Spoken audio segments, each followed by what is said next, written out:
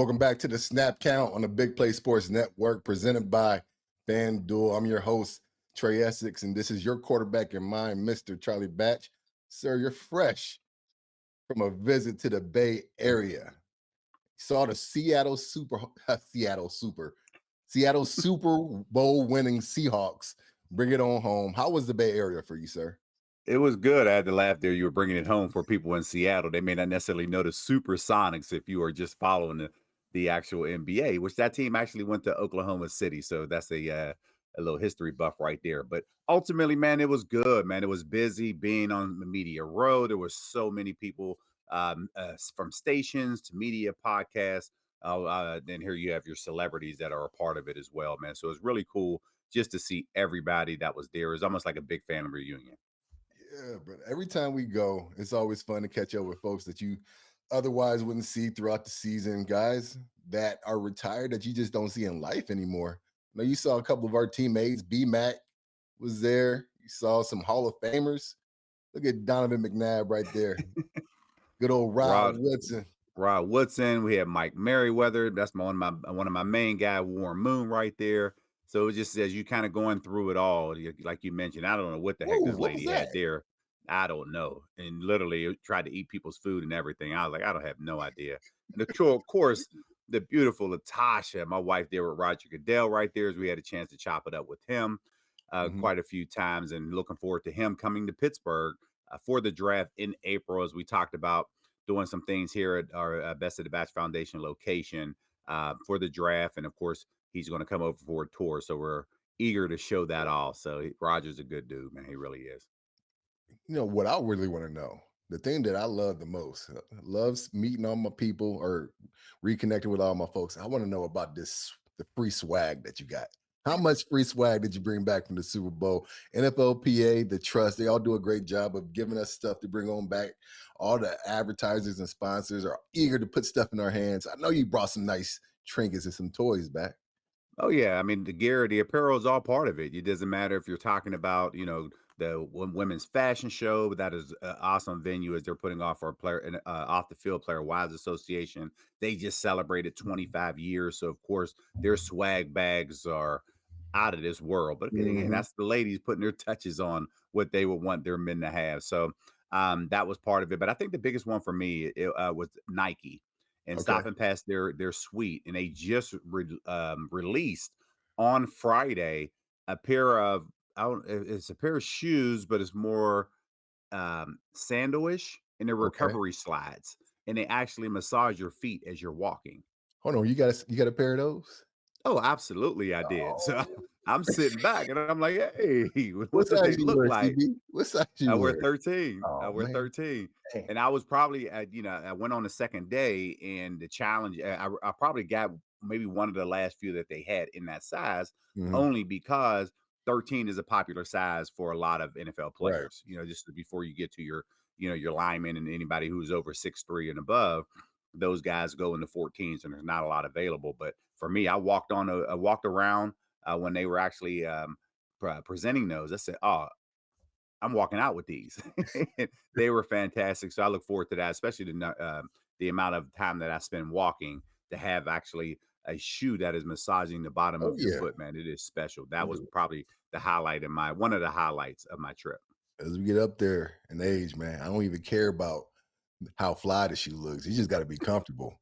Absolutely. It's all about comfort at this point, CB. And you're on your feet the entire time, because we started at 9 o'clock pretty much every morning, Tuesday, Wednesday, Thursday, and you're just on your feet constantly walking around, getting up, going back. So by the end of the day, which you're approaching 3-4 o'clock, man, your feet are tired, and this is before you even switch to go to dinner or whatever other activity that you were doing prior to. And if you don't get ahead of it, man, your feet and back, they're aching throughout the evening. So no cool technology. You're out there in the technology central of the world, out there in the Bay. You didn't get any cool speakers or any video games or something? I'm a big techie. I didn't get what well, right now the biggest one used to be EA, right? And EA would give you the actual physical games, but now everything is code, and they're downloading directly to you. So that's kind of the age that we're in. So yeah, you've seen a lot of the streaming and different things of that nature. But I think the one thing for me, and it's a shout out to Dyson. and people think of Dyson as a vacuum Oh, that's what I clean, was thinking clean of. company. I They get hyped actually about came out with a pair of headphones, and to Dyson did? see that, yes, oh my goodness, they are fantastic, man. I'll put that in there. We'll make sure we tweet it out with me with the picture of them on, and they actually can customize the headset. That, it's one thing with the way it comes, but then you actually can customize the outside, and then obviously the cushions inside to give it a different look. And the moment that you double tap Uh-huh. and that noise cancellation comes in, you can't hear nothing. I need to get on that, man. Absolutely nothing. I'm just like, wow, that is something that it's definitely gonna come to fruition here. So that is something that I look to share with a lot of people. So shout out Dyson for making that one happen for me and Tasha. Look, I'm at that age where I get hyped for vacuums too, man. Like, we just got a new fridge, and I got hype about that. Me and the wife, we're pretty geek. We got our fridge from Costco. Last question about the Super Bowl. Did you jump in any of those driverless cars, man? I heard that was a thing out there. Some company called what, Waymo? It's like Yeah. the Uber, but with nobody driving it. It's all animatronic. Did you jump in any of those? No, I didn't jump in any of those, but you did see a lot of those going around, and of course the way that the traffic was flowing there, people were just shocked because they were watching driverless cars. But for me in Pittsburgh it was nothing new, only because probably about 10 years ago, Pittsburgh was one of those hub cities that you saw that was featured for Oh, driverless vehicles. So I'm used to okay. seeing that a lot more than what people were out there. But again, it caught a lot of people's attention. For people who haven't seen that before, you could just see the look in their eyes, like, wait a minute, did that car just drive by with nobody in it? And that was it. But again, like you mentioned, you're one, technology capital of the world. These type of things are all going to be featured, and you saw those Waymo cars all around the city. So it was pretty cool to see. Yeah, I've never actually seen one in person before. I've always seen them on social media. I didn't realize Pittsburgh had gotten them already, but that thing would make me a little nervous, man. I've watched Knight Rider. You remember the old Knight Rider Oh yeah. show back in the day? That's what I think of when I think of those driverless cars, man. but, So I don't know if but I'm ready for that level of technology in my life yet. The thing about that, that was almost 30 years ago when we're talking about Knight Rider, and then you look at the Jetsons and thinking there's no way that we can ever get to that Right. particular world, but yet we are, because we do have driverless. We have flying cars, we have driverless vehicles at this particular point. So these are things that whoever was ahead of that 30, 40 years ago, man, I know they're smiling right now, talking about, see, I told you that this was coming, especially when the doubters started, uh, you know, kind of pooping on their idea a Mhm. little bit. So just to kind of see where we are is pretty cool. Yeah, man. So another thing that was going on while the Super Bowl festivities, we had the Pro Bowl, Charlie.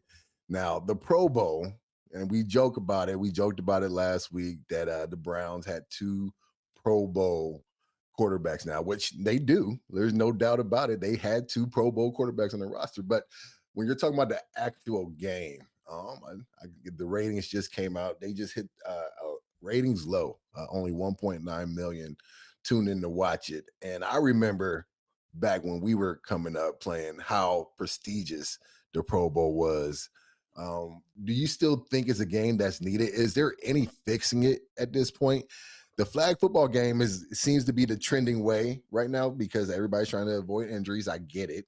I understand it. But is there any way this game could get fixed at this point? Not at this point. And, I was part of those early conversations back in 2010, 2011, when the new CBA was happening. And of course, everybody was on different sides of the fence with it.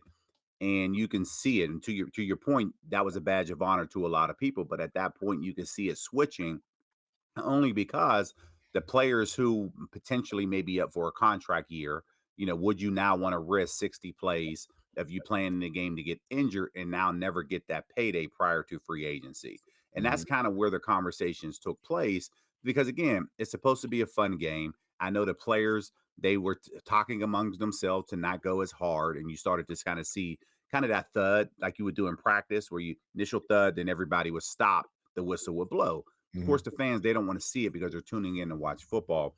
But at the end of it, it was all about health and safety. And I was for that.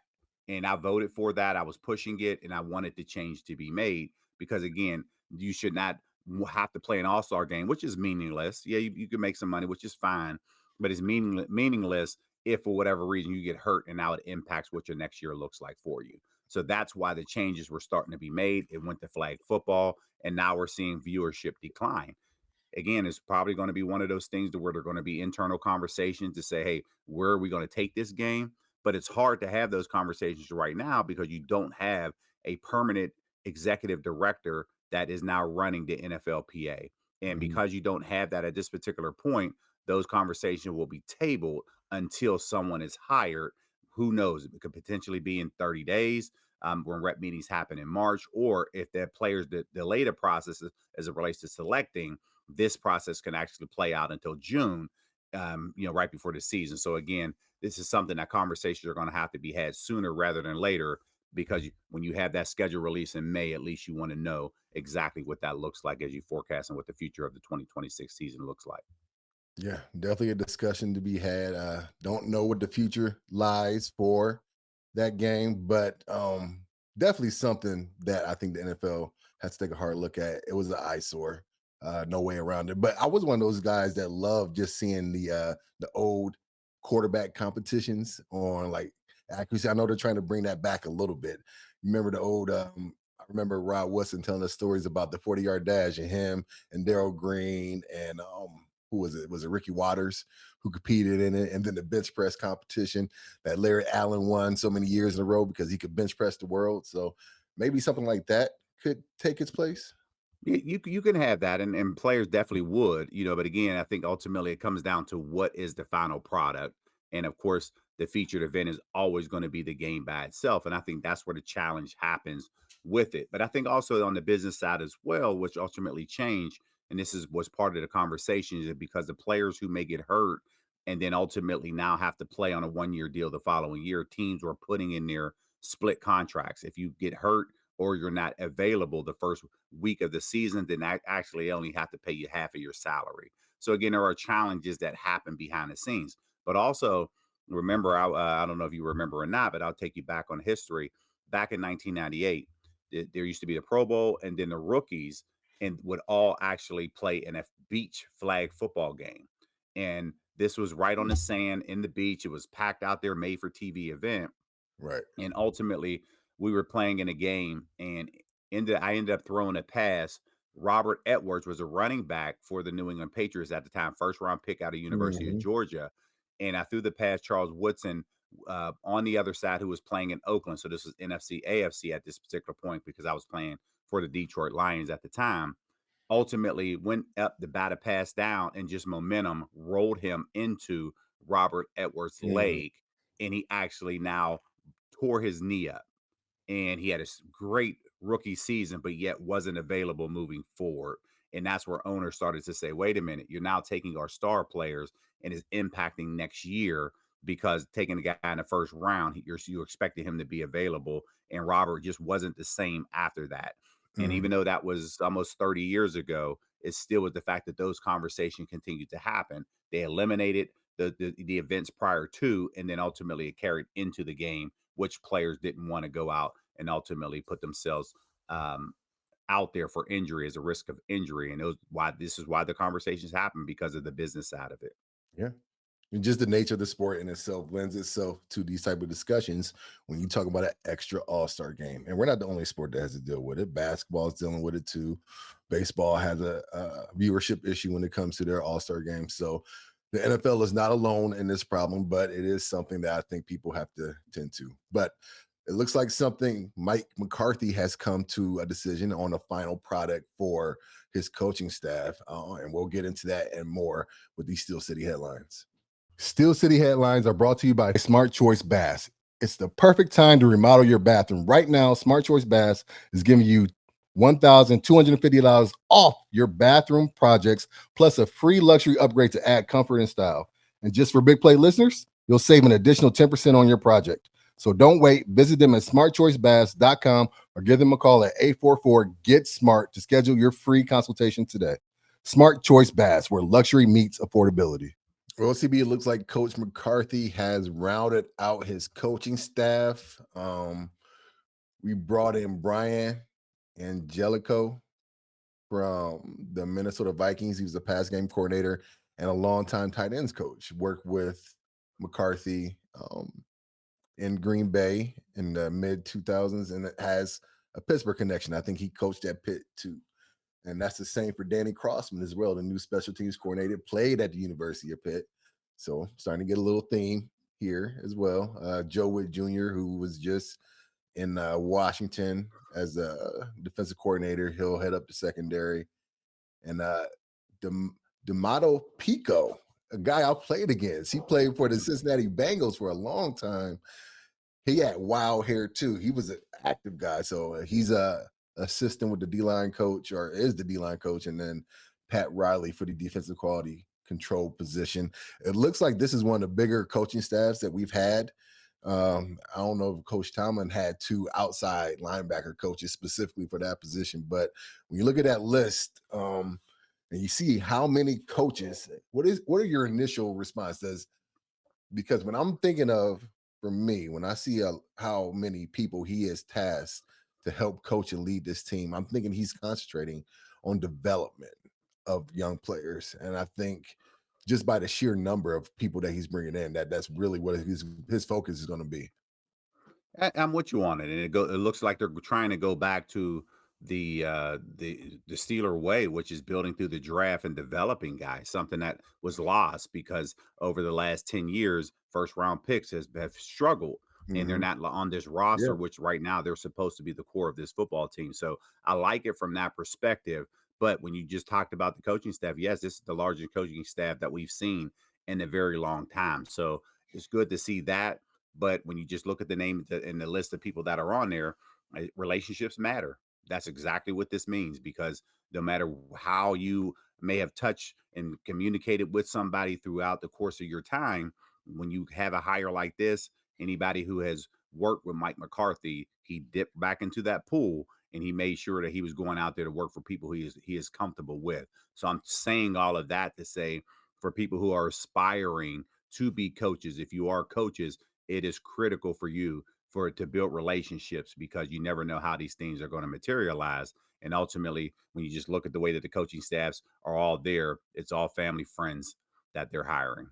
Yeah. And also another thing is that Coach McCarthy seems to be bringing a lot of folks with a Pittsburgh connection, whether they're from Western PA, played high school ball here, coached here, with either with the Steelers or with the University of Pitt or Robert Morris. He's bringing in a lot of guys. We even brought in Frank Signetti Jr., one of the Signettis who, when his brother and all his success at IU, and of course senior who has a lot of success in Pittsburgh.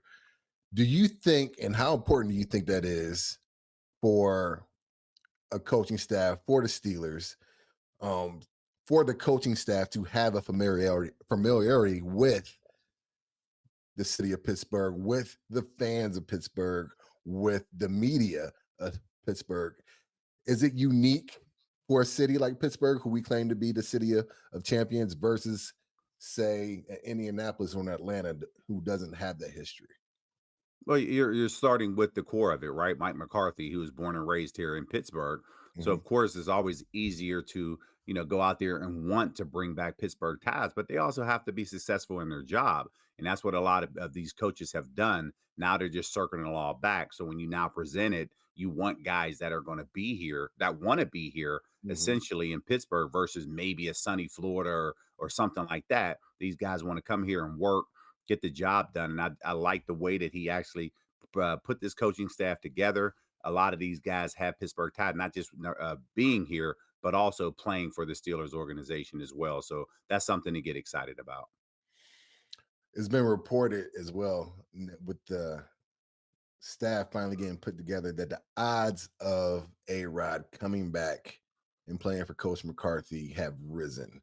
Um, as it stands right now, with all the hires that Coach McCarthy's bringing in, with what it seems to be signifying with, in my book, the development of youth and draft picks, which we have failed to do before. Do you think that is the way forward for Pittsburgh, to bring in an A-Rod and try that again? Or do you envision and see the best way forward being the development of a Will Howard or another young quarterback, say a Malik Willis or a future draft pick? Yeah, I like Aaron Rodgers coming back. I like the decision to be made, and I stated that the minute that the season was over, even with the uncertainty of what was happening at the head coaching position. But when you heard Art Rooney speak in his press conference, the question was asked, "Do you expect to have Aaron Rodgers back?" And he said, "I would, but he was only here because of Mike Tomlin in that relationship." So Mhm. now that you hire a head coach that he's been a part of and worked with over the years, spent 18 years with the Packers. Aaron won 4 MVPs and a Super Bowl with Mike McCarthy. So I think these are things that you could turn around now and lean towards. So those conversations were happening behind the scenes. And the one thing that I said, yes, I expect him back, but the only caveat to this is going to be salary, because I do not expect him to come back and play at the number that he did last year. Number one, he proved that he can play. And number two, when you look at just the way the average numbers are for quarterbacks, he's going to want to be paid accordingly. And if you look back at this, we can now potentially be talking about Aaron Rodgers, Pro Bowl quarterback. But here's the one thing about quarterbacks that have played at a high level, and I include Ben Roethlisberger in this as well. Guys, when the Pro Bowl list comes out, that you pride yourself on making the list. Yeah, and then when somebody pulls out, you don't want to be somebody's replacement. And Right. Ben has passed that over many times over in a conversation that he'll never tell you. But I've talked to him about it, and he said, "Hey, if I didn't earn it on the first time, try. I'm not going to continue out and now be an alternate for somebody." And I guarantee you that Aaron Rodgers did the exact same thing, because there's no way that so many quarterbacks, including Aaron Rodgers, didn't pass it over to you now to get to a Shador Sanders who now accepted that invitation. So that goes all to the point of, because he feels he's going to be a Pro Bowl quarterback and he could have took that, I still expect that number to rise. It's just a matter of whether the Steelers are now going to meet at that number on what you may think that is.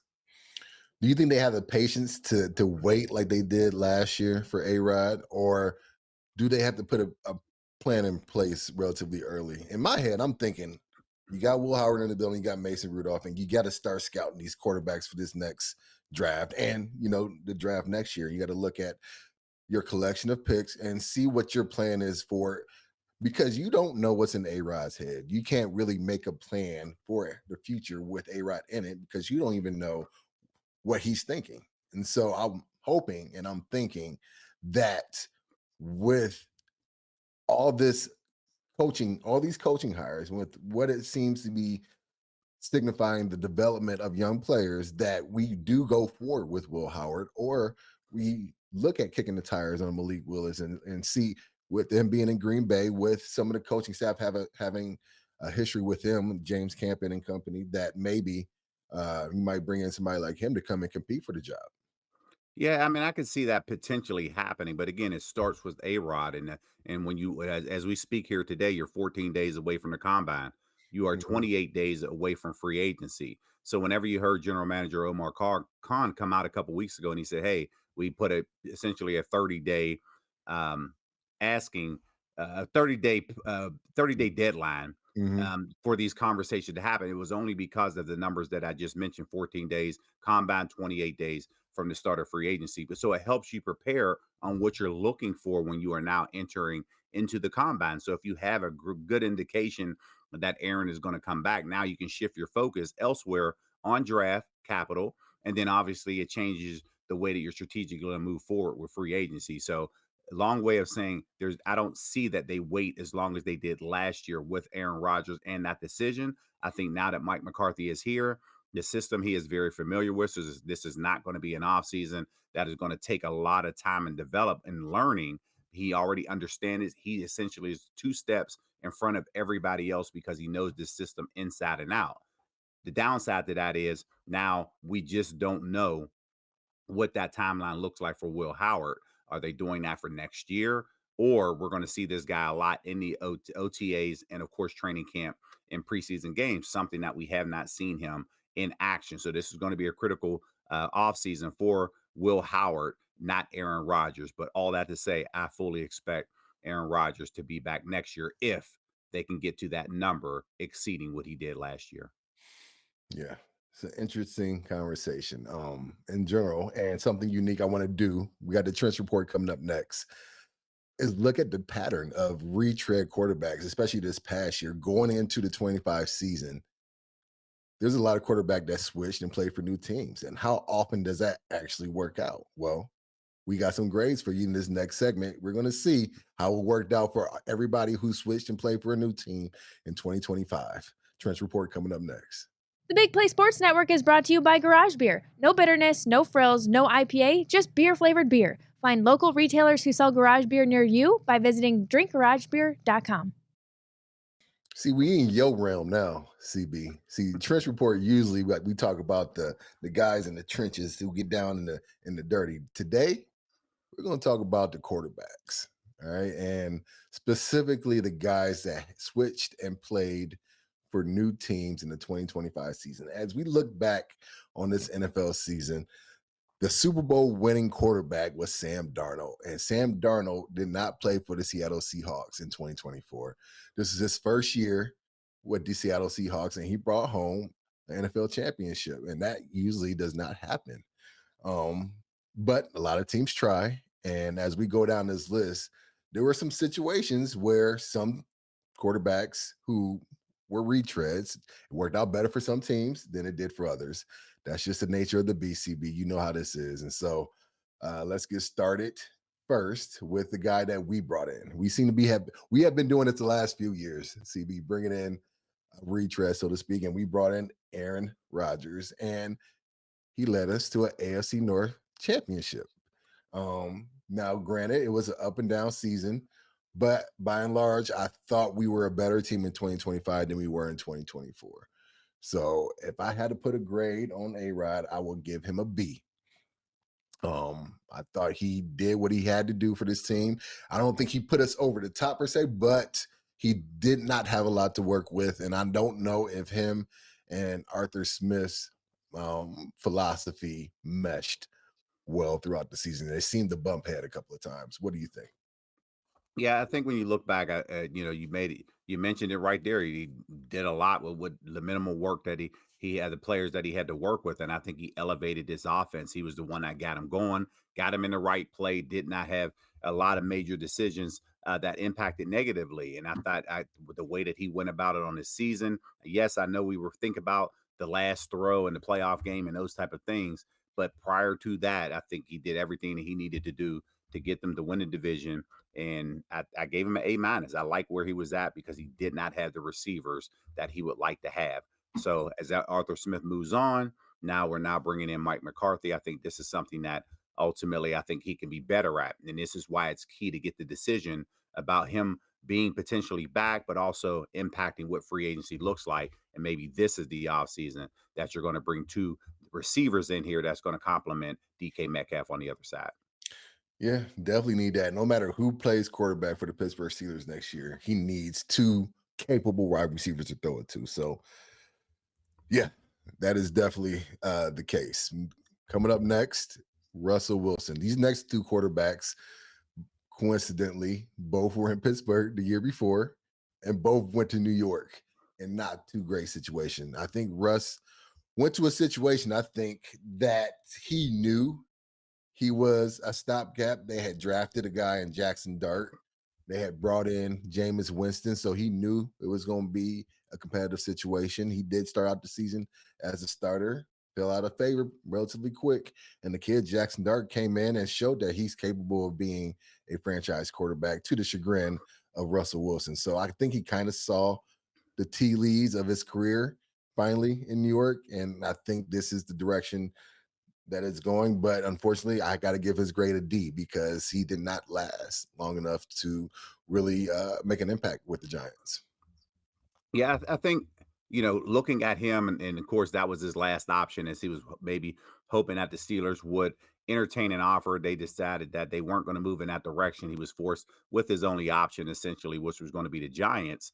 And we don't know if those conversations took place prior to him signing. But once he did sign, they selected a quarterback in the first round. And to your point, it is a stopgap, and that's what a tough position to be in because now you're playing looking over your shoulder. And any mistake that you have, the fans, ownership, they're now going to be now having those conversations to sit back and say, is this the week we put the rookie in? Is this the week that we put the rookie in? And ultimately that unfolded for Russell Wilson in this particular situation. Yes, the Giants were a bad team. It's proven based off their draft position. But Russ did have a 400+ yard game in Dallas where he set his team up for the win. Defensively, they just weren't able to make a stop as they lost that game against the Cowboys. And I think the following week, right after that, was whenever they made the decision to now go with the rookie. So tough situation for him to be in. I just don't know if he played well enough to now, entertain another team with an offer to make them their starting quarterback. I think the best situation for him moving into this offseason is going to be competing with somebody, depending on what the options are out there for him. Or he potentially could be a guy that's sitting out there waiting until an injury occurs in training camp for him to sign on later on in the offseason. Yeah. I mean, when you look at that so far, I mean, we got A-Rod who did well in Pittsburgh, but Russell Wilson did not do well with the Giants. And Justin Fields moving on over to the other New York team. The reason his grade is worse than Russ, in my opinion, is that he had options. Pittsburgh wanted him, I guess, had offered him, not as much as the Giants, and he chose, or not as the Jets, and he chose to go to the Jets because he thought that situation was better for his development as a quarterback versus staying in Pittsburgh. And so we see how that worked out. He went with the new rookie head coach and Aaron Glenn, rookie OC that they brought over from the Detroit Lions, and an owner who seemingly did not believe in him after a few games came out publicly and did what no quarterback should ever have to deal with and shamed him essentially in the public. So I don't think there was any coming back from that. His situation was about as worse as you can get for somebody who came in with hopes of being and turning around his quarterback or his career at quarterback. And so for that reason, I give Justin Fields and that Jets experiment F. Yeah, it was a tough situation for him to be in. You knew they were a bad football team as they were depleting their roster, making trades even in season, and it was tough for him to win. And when you look at where he is at this particular point, I hate throwing the word bust around because I do not believe in that particular word. But when you have a different offensive coordinator pretty much every offseason, it's very hard for stability and learn and continue to grow. And that's a situation that Justin Fields is in right now. The Jets will probably move on from him this offseason. He'll move on to another one. And again, that's 3 teams, or really a 4th team in 6 seasons. So it's going to be tough that way. I don't know if anybody gives him an opportunity next year to compete based off what they saw in New York. He was not pushing the football down the field. His rushing stats, they always look good. Very, the same way that it was good in Chicago. But that was his for only, I wouldn't say only move, but again, for me, the move that he made to go to the Jets, I looked at it as money. They were offering more money than what Pittsburgh was willing to offer at that particular point. And sometimes money, yes, it's going to set you up for the future, but depending on where you are in your career, sometimes money, the more money is not making that move. Sometimes where you are in development, sometimes you need to stay there. And ultimately, this impacted him. And that's why I'm giving him an F for the season based off where the Jets are picking at this particular point with him as a starting quarterback. Yeah, I'm not sure there's any coming back from that. But if anybody can tell you that there is hope, even though how maybe the slimmest of hopes, that there is life on the other side of being a Jets quarterback. And that's our guy, the Super Bowl champ, Sam Darnold. For a while there, we thought that he was going to be a complete bust. He saw, I think, at the end of his Jets tenure, they said he was broken. He was seeing ghosts in the pocket. He couldn't stay in the pocket because he always thought he was going to get hit. And he bounced around, went and I thought got a master class, what everybody is saying, at the quarterback position from Kyle Shanahan and backing up in that position. And ultimately was able to go to Minnesota last year and put up some good numbers, turn his career around. And unfortunately for Minnesota, and the GM got fired because of this, they did not retain Sam Darnold. They decided to go with JJ McCarthy. And we see what happened. He goes to Seattle in his first year and leads them to a Super Bowl. I don't see how you can look at this at any other grade other than an A+. Sam Darnold did his thing, shut up a lot of critics, proved that he was the quarterback who was capable of being a Super Bowl winning quarterback back when they drafted him, I think in the top 10. And so he shows you there is light. There is a chance for Justin Smith and these other quarterbacks that had to go through the Jets and the hell that is there, that you can rebound from that with the right situation, with the right coach. You can go all the way. And that's exactly what Sam did. Yes, he did, and 15 in 8 seasons, man, that's a tough, and you start to get that journeyman title behind you, but this is why it's important getting to the right system, and for him, everything changed when he went to, he was with the 49ers and then ultimately came to the Vikings, and people remember that playoff game and the bad game, and of course, nobody wanted to commit the dollars in the manner that he was asking for. He was a top free agent last year. Steelers didn't even entertain that offer, and that allowed him to go to Seattle. Now, is that a situation where the Steelers would like to say maybe we made the wrong decision, not based off their information that they had prior to free agency starting last year? So great for Sam to block the noise out, getting with the right team, and ultimately getting them to the Super Bowl. And those are things that you all ultimately talk about. I gave him an A on the season. The only reason why I did not give him an A plus was based off his comments yesterday. And his comments said, I didn't play well enough in this Super Bowl. And that let me know MVP was at the top of his mind. And he did not play the type of game that justified in a Super Bowl winning MVP. And he kind of looked a little frustrated as he was talking in the interviews. And because he knows, hey, I need to get better in those particular moments. So again, this is going to be fuel to the fire for him heading into the offseason. It's now a chance to repeat as back-to-back champions. Great season for Sam Darnold, man. I'm giving you an A. Kudos to you for blocking out the noise and going out there and handling your business. Yeah, we definitely went and did his damn thing out there. And it's 4 more quarterbacks, at least 2 more that hope to have a similar turnaround. We're going to talk about that on the other side of this break.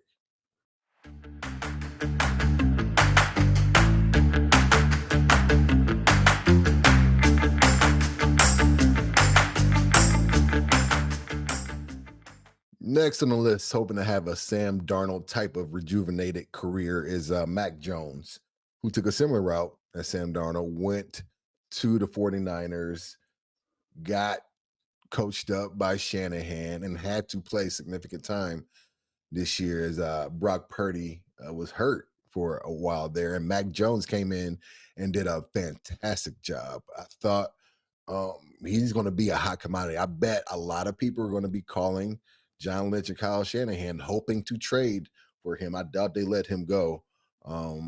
That's why they signed him to a 2-year contract. But after having a slow start to his career with the Patriots, not really taking off, and then decided to go in a different direction, looks like they made the right decision with Drake May, who came in second for MVP.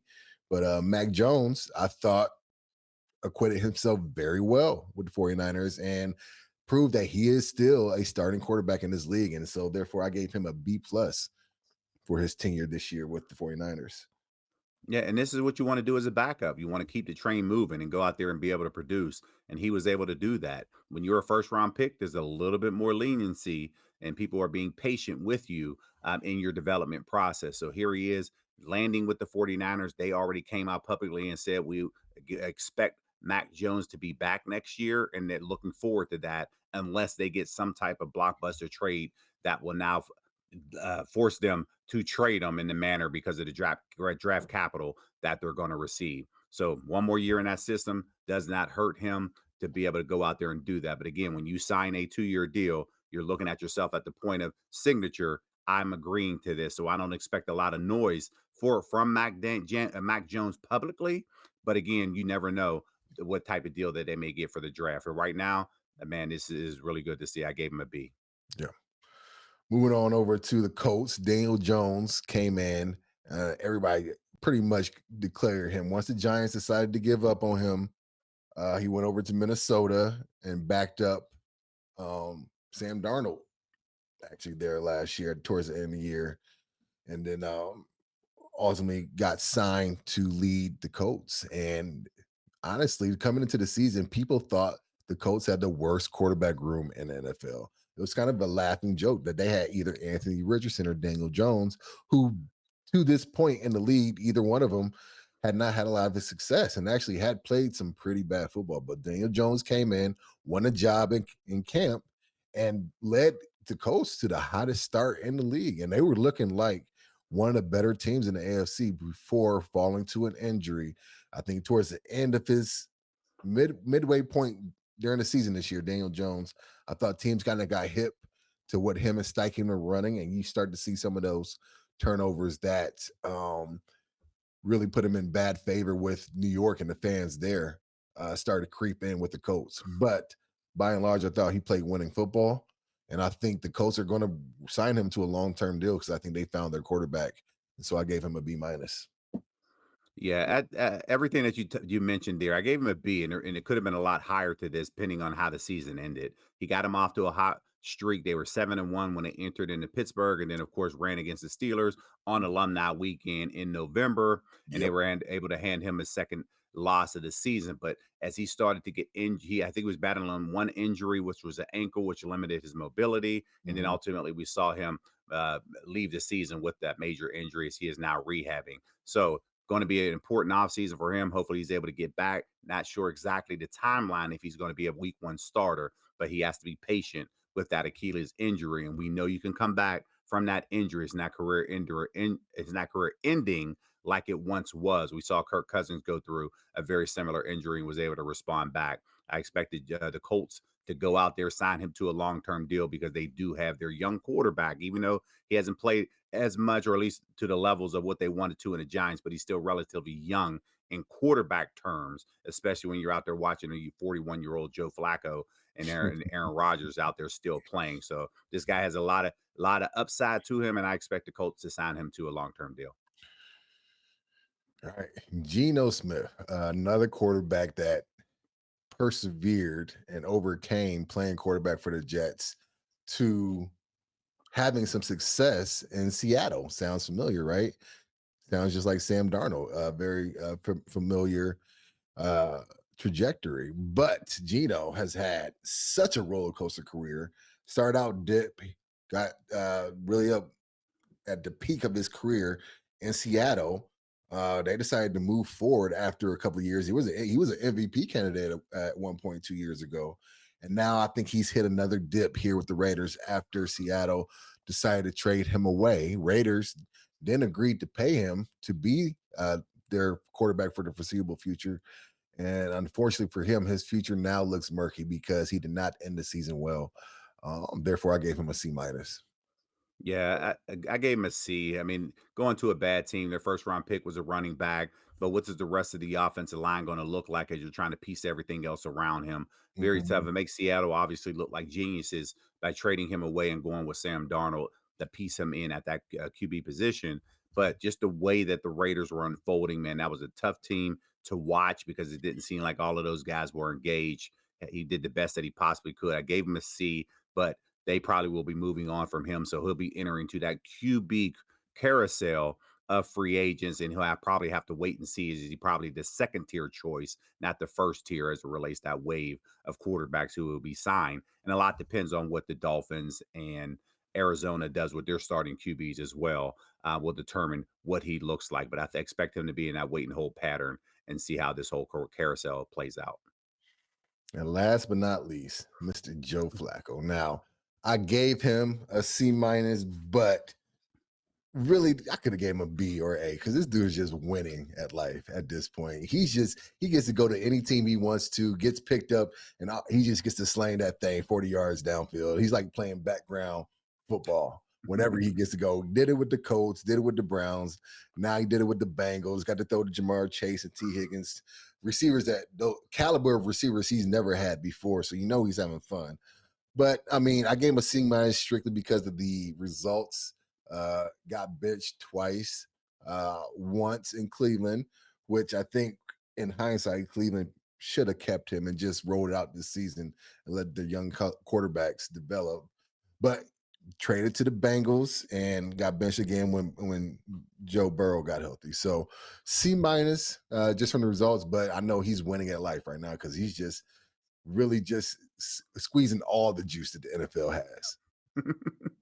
Yeah, I gave him a B minus, and I had an opportunity to talk to him on Media Row as well, man. And I'm just joking with him. I said, keep it going for all of us old guys out there, man. Keep it Mhm. moving because you're still slinging that thing. And obviously, we know, and our history goes back to 2008 and all of those good things. So we very familiar with him. I gave him a B minus because this guy came in short week, went to Green Bay and had that team in it. I'm like, wow, 4 days essentially for preparation. He was able to go in and move the football. But again, as he was moving this, as the season beat the Steelers on a Thursday night, that was a tough loss for the Steelers at that particular moment. But the defense for the Bengals let them down. That is not a secret. Everybody knows that is a bad defense for the Bengals. And even when Joe Burrow came back, they weren't able to win games because that defense was not able to uphold. So expect a lot of things to happen on the defensive side for the Bengals to move forward. But Joe Flacco, I think he'll get a couple different options, and I think he'll be top of the second tier class as it relates to bringing in veteran quarterbacks because he did prove that he could still throw the football and is a really good teammate and people want around. Maybe the Steelers throw themselves in the hat, and if that's the case, he would have played for all four AFC North teams. So again, who knows what's going to happen at this particular point? Yeah. Interesting year. I guess we could add Philip Rivers to this too, because he came back and played a couple of games as Right. well, straight from the high school coaching to the NFL, taking the snap count and calling plays and throwing the ball downfield. But Well, yeah, interesting season this year, man. A lot of headlines, a lot of stuff. Obviously, the quarterback is playing for different teams and having varying degrees of success was a big one. But the season as a whole was an interesting one, and we'll have grades for that at the end of this break. I know you got an interesting one for the season for the fans to hear, CB. Want to know why betting the winter games on FanDuel makes sense? From game lines to medal counts to finding your angle on events you care about most, FanDuel gives you more ways to stay connected to the action. The winter games are on, and there's no better way to follow them than with a bet on FanDuel. Curling matches that start slow and somehow get tense fast, speed skating decided by inches, hockey games that feel different from opening faceoff, and so much more. FanDuel, play your game. Disclaimer, must be 21 plus and present in select states. For Kansas, in affiliation with Kansas Star Casino, or 18 plus and present in DC and Kentucky or Wyoming. Gambling problems? Call 1-800-GAMBLER or visit fanduel.com/RG. Call 1-888-789-7777 or visit ccpg.org/chat in Connecticut or visit mdgamblinghelp.org in Maryland. Hope is here. Visit gamblinghelplinema.org or call 800-327-5050 for 24/7 support in Massachusetts, or call 1-877-8-HOPE-NY or text HOPE-NY in New York. All right, CB, already asking who you got going to the big game in next year's Super Bowl. It's going to be at SoFi Stadium in Inglewood. Who do you have representing first the NFC in the 2026-2027 NFL season? Well, like you mentioned, it's way too early, as this is our early predictions because we have no idea what's going to happen in free agency and obviously the draft. But as we sit here today, I'm looking at an NFC team. I'm looking at the 49ers as my Ooh. NFC representative for my early prediction. You stole mine.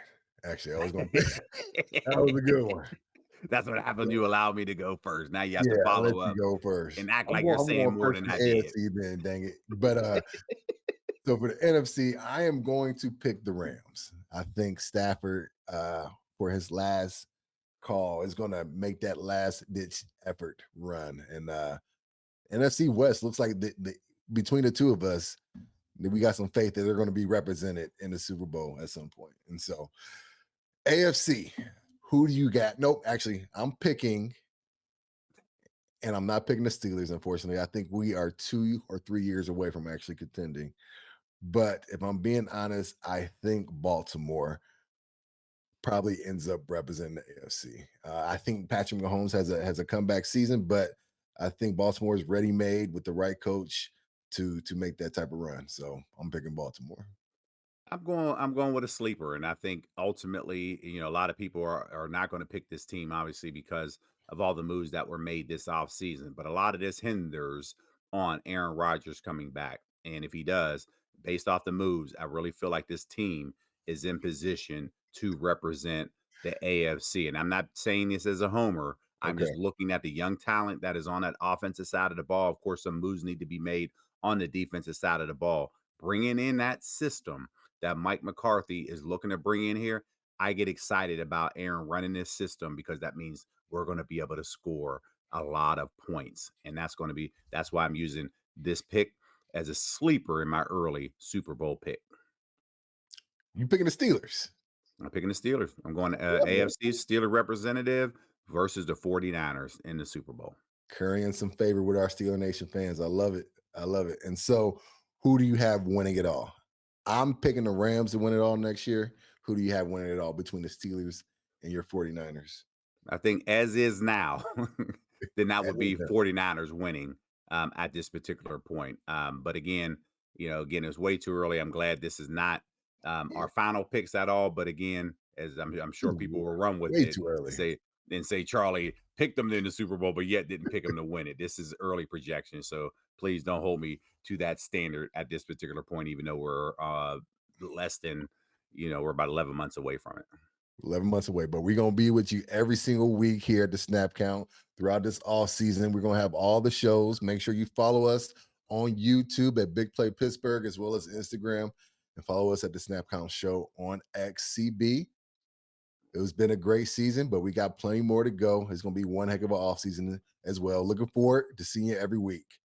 Absolutely. Looking forward to it, man. Appreciate you. Look forward to seeing everybody tomorrow at Batch Bingo that we are having within the foundation. So go on, check it out, and you'll be able to see we are having our first bingo event of the season, which is going to be held at Best of the Batch Foundation Clubhouse on Tuesday. So we're excited about it. So we look forward to seeing everybody there. Go to batchfoundation.org for more information. My bad, brother. Make sure you had to get that out there. Make sure y'all go win some bingo. At some point, I'm going to call some numbers too. I'm going to come help out, my man. Sounds good. Look forward to it. All right, brother. Here we go. Here we go.